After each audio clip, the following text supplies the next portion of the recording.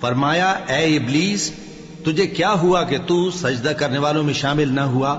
اس نے کہا میں ایسا نہیں ہوں کہ انسان کو جس کو تو نے کھنکھناتے سڑے ہوئے گارے سے بنایا ہے سجدہ کروں۔ فرمایا یہاں سے نکل جا کہ اب تو مردود ہے اور تجھ پر قیامت کے دن تک لعنت برسے گی۔ اس نے کہا کہ پروردگار مجھے اس دن تک مہلت دے جب لوگ مرنے کے بعد زندہ کیے جائیں گے۔ فرمایا اچھا سو تجھے مہلت دی جاتی ہے وقت مقرر یعنی قیامت کے دن تک۔ اس نے کہا کہ پروردگار جیسا تو نے مجھے بھٹکا دیا ہے میں بھی زمین میں لوگوں کے لیے گناہوں کو آراستہ کر کے دکھاؤں گا اور سب کو بہکاؤں گا۔ ہاں ان میں جو تیرے خاص بندے ہیں ان پر میرا قابو چلنا مشکل ہے۔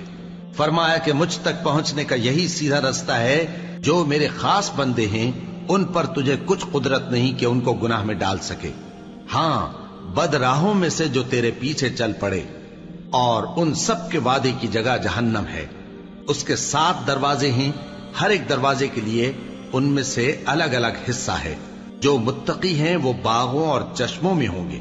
ان سے کہا جائے گا کہ ان میں سلامتی اور امن و اطمینان سے داخل ہو جاؤ، اور ان کے دلوں میں جو کدورت ہوگی ہم اسے نکال دیں گے، گویا بھائی بھائی مسندوں پر ایک دوسرے کے سامنے بیٹھے ہوں۔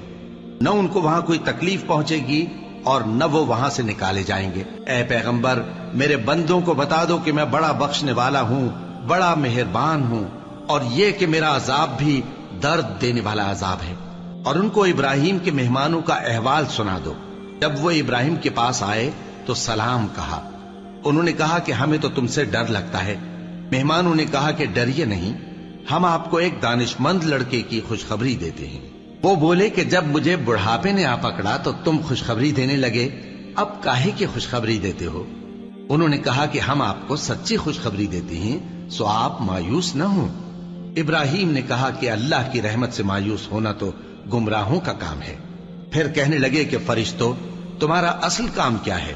انہوں نے کہا کہ ہم ایک گناہگار قوم کی طرف بھیجے گئے ہیں کہ اس کو عذاب کریں، مگر لوط کے گھر والے کہ ان سب کو ہم بچا لیں گے، البتہ ان کی بیوی کہ اس کے لیے ہم نے ٹھہرا دیا ہے کہ وہ پیچھے رہ جائے گی۔ پھر جب فرشتے لوط کے گھر آئے تو انہوں نے کہا کہ تم تو ناآشنا سے لوگ ہو۔ وہ بولے کہ نہیں، بلکہ ہم آپ کے پاس وہ چیز لے کر آئے ہیں جس میں لوگ شک کرتے تھے، اور ہم آپ کے پاس یقینی بات لے کر آئے ہیں اور ہم سچ کہتے ہیں۔ تو آپ کچھ رات رہے سے اپنے گھر والوں کو لے نکلیں اور خود ان کے پیچھے چلیں، اور آپ میں سے کوئی شخص پیچھے مڑ کر نہ دیکھے، اور جہاں آپ کو حکم ہو وہاں چلے جائیے۔ اور ہم نے لوط کی طرف وحی بھیجی کہ ان لوگوں کی جڑ صبح ہوتے ہوتے کاٹ دی جائے گی۔ اللہ اکبر، اللہ